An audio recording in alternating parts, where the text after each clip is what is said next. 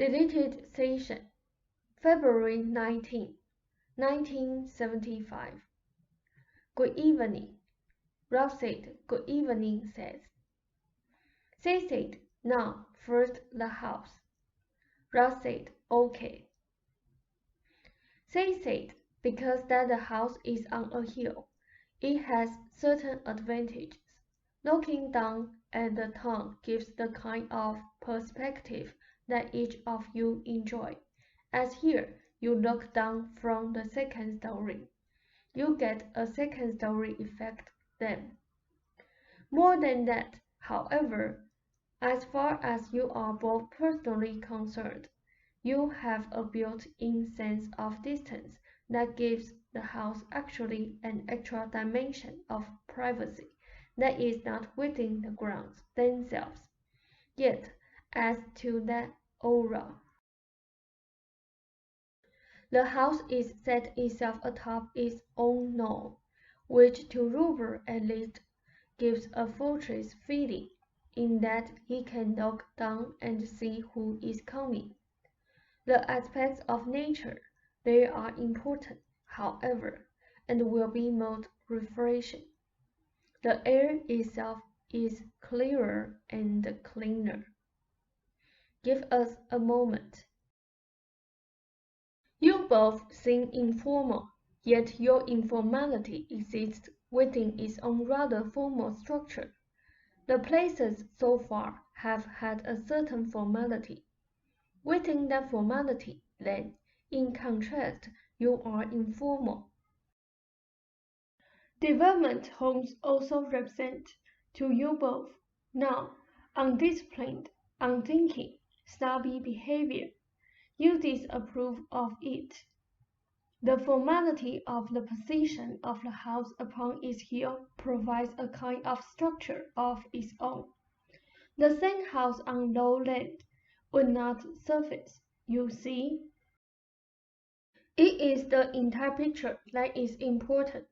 There are good paintings to be found from the house, in terms of landscapes and natural works. You would end up, I imagine, tearing down a wall. In formal rooms, you use informal decor. In informal rooms, you would use a more formal decor. You do not understand your mixtures of order and spontaneity, formality and informality. You do not want to move into an overly friendly neighborhood. Others do. Those houses have not sold because of the very characteristics you found attractive, their relative aloofness, and their aura of apartness. The private type yards, the house on its own knoll, say clearly we are not neighborhood barbecue people. There is not an easy access from house to house. People who relate in a cozy, more or less open-hearted way with their neighbors, like adjoining patios. They may put up a screen for privacy, but all in all, they prefer more or less constant neighborly give and take. Those people enjoy the reassurance that others give that reinforces the way of life that they have chosen. The houses themselves have a quality, a life, that is picked up by potential buyers.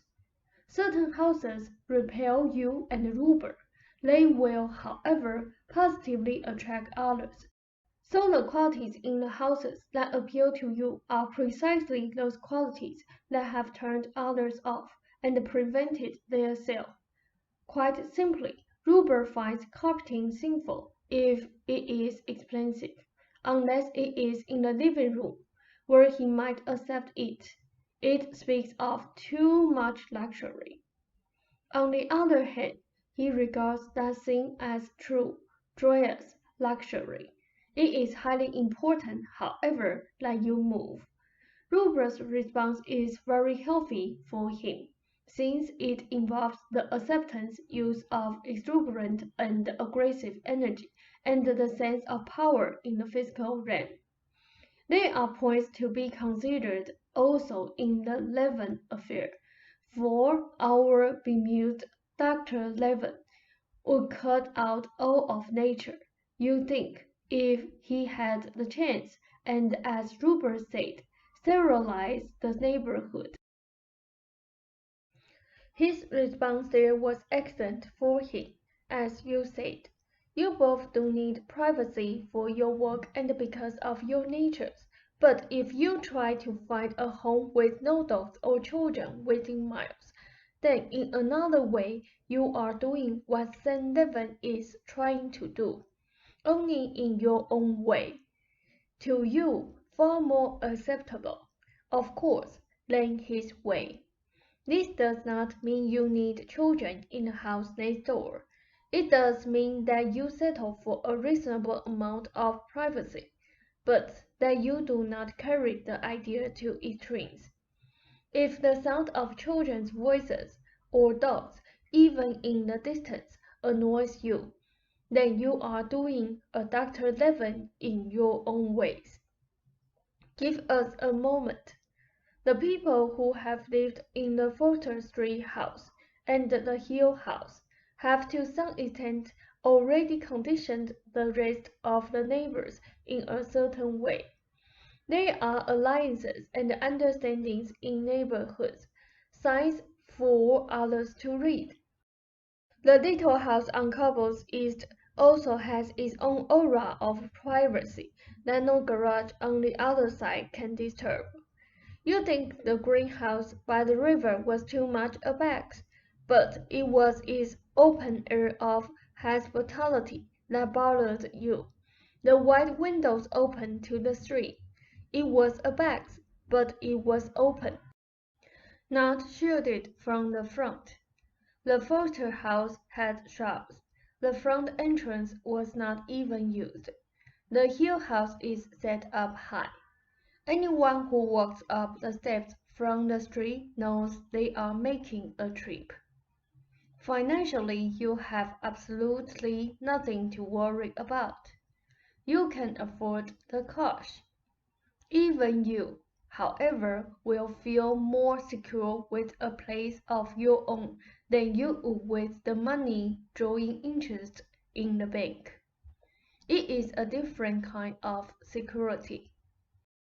Your daily environment is very important to your work and to Rupert. The money in the bank is helpful, but if your daily environment is not conducive to your work and peace of mind, then the money security is meaningless. You will have plenty plus your house. An expensive house as such is not required.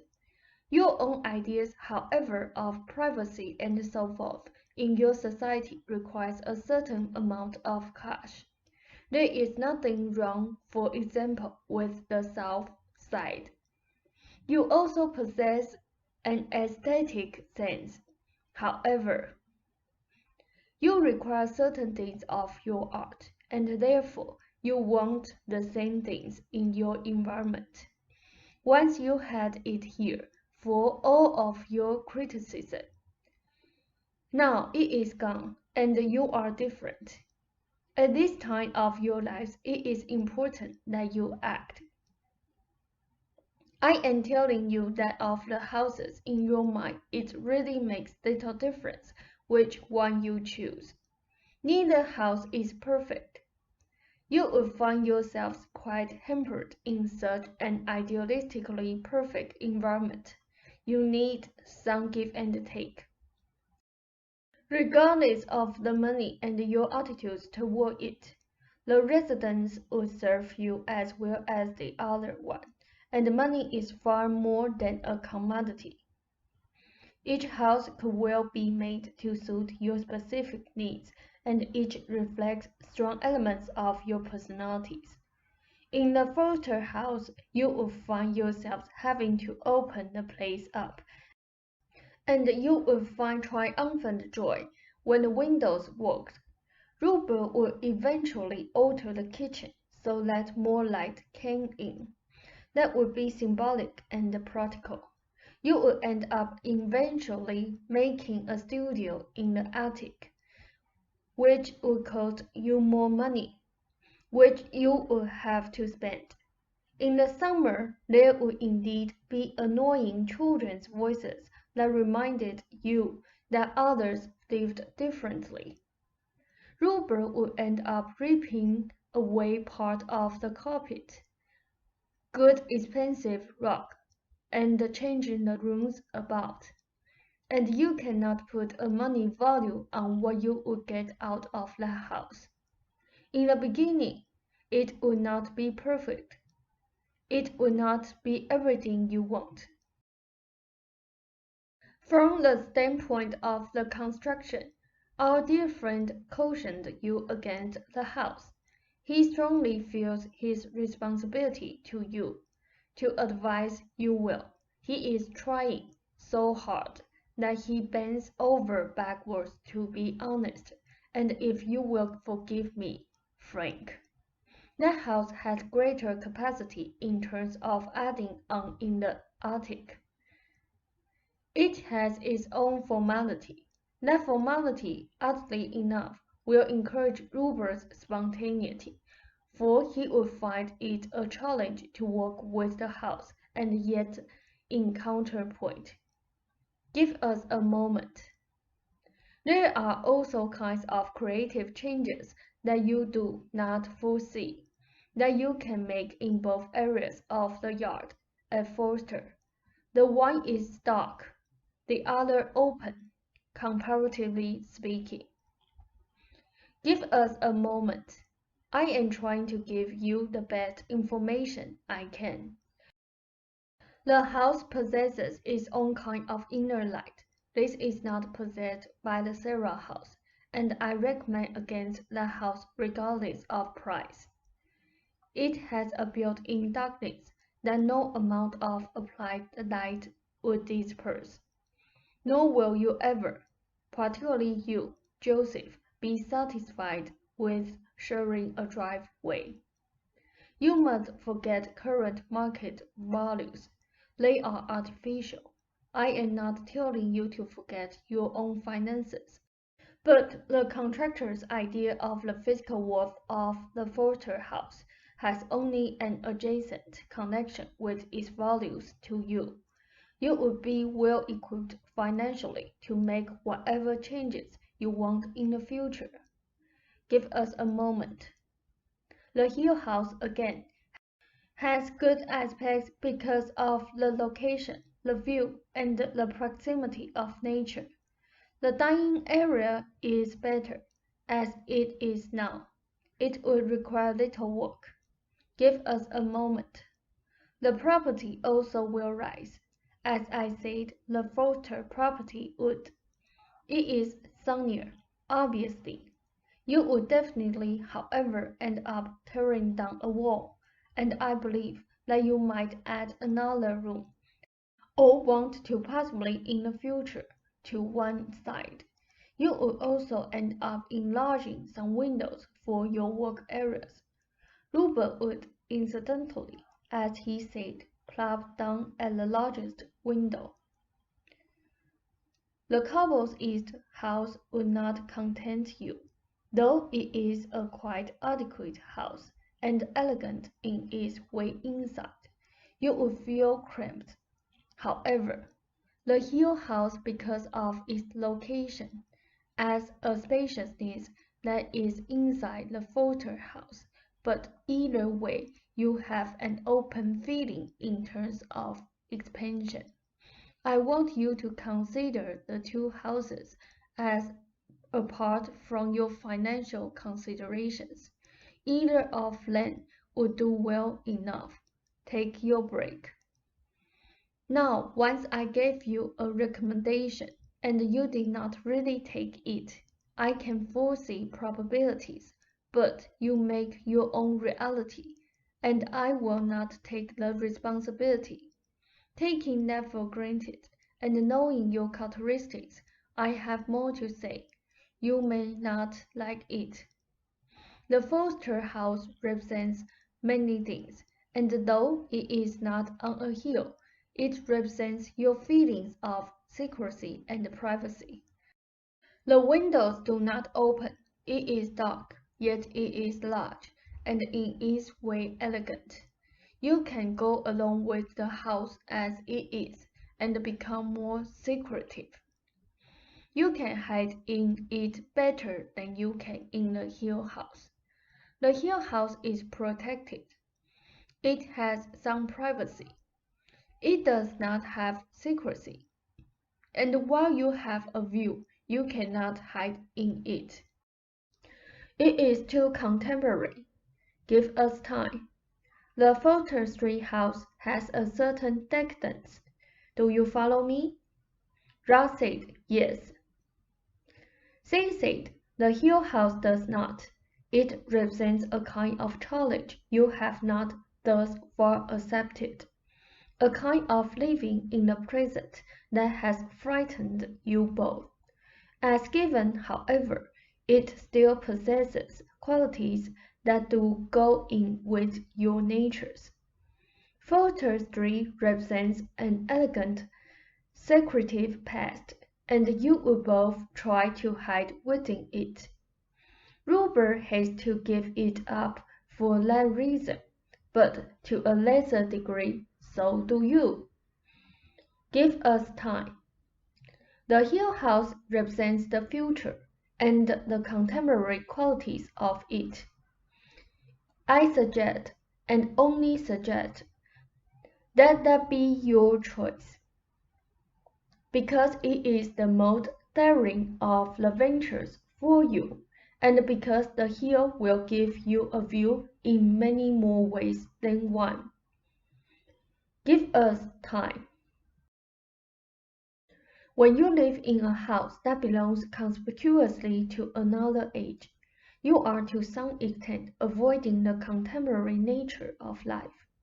Rupert may find himself furnishing the place more formally than another.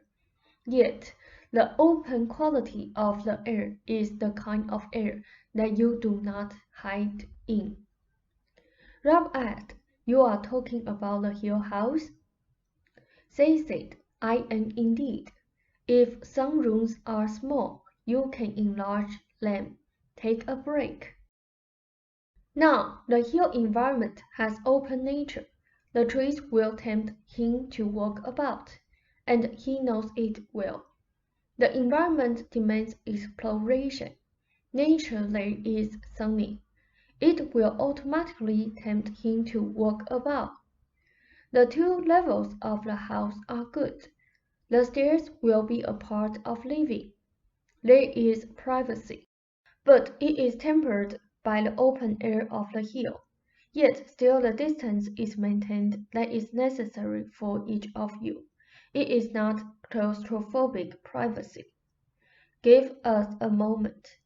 The aura about is as important to your painting as the ready-made workroom in the Foster house. The very air is inspiring, so that you will paint more there, even if your work area is not immediately as good. The ready-made fireplace is amusing. It presents an instant automatic invitation to cook outdoors, and a certain informality that the decadent garden does not present. The sunny nature and the open quality, regardless of what Rupert thinks now, will help him creatively and physically, but the house represents a decision to face the world, while maintaining certain necessary and quite reasonable conditions. It provides privacy yet openness. The Ambrose affair represents your ideas about money and the upper classes. The conflict between Easton and Ambrose is primarily of a social nature.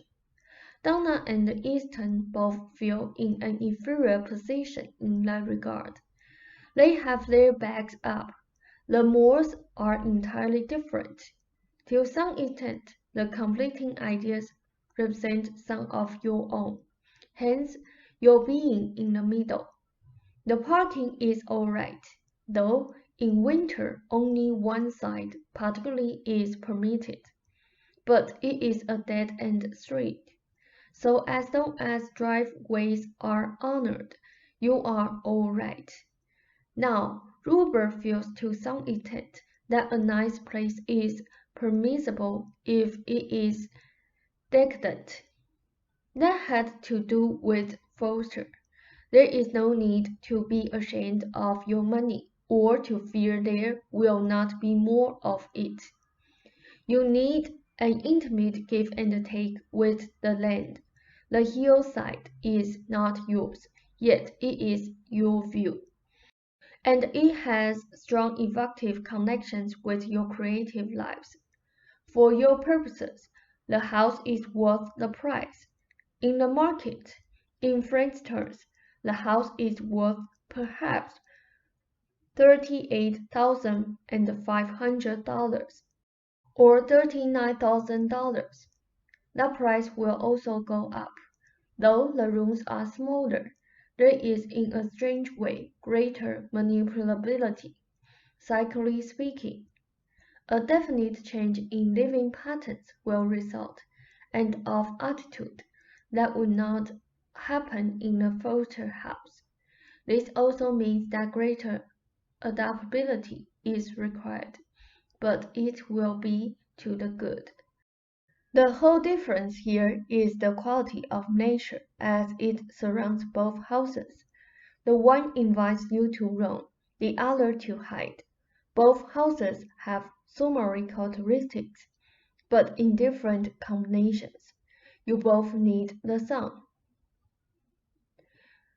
On the house. Now Rupert could quite cleverly see Dr. Seth as he tried to shut nature out, and be at the same time relatively opaque in understanding his feelings toward the Foster Street house, his own feelings. It is no coincidence that Venus's land borders on sands, for she does not tread nature either. Their lands are adjacent, so the families of consciousness operate at adjacent angles, and each family teaches the other family something. Venus comes to class, and Seth bought the house next to this one. The families do not exist in isolation. That is the end of the session, unless you have questions that you want answered. Ralph said, "No, I think you've already answered them all." Seth said, "I think I have." Ralph said, "And very well, too." Seth said, "I think I did a pretty good job."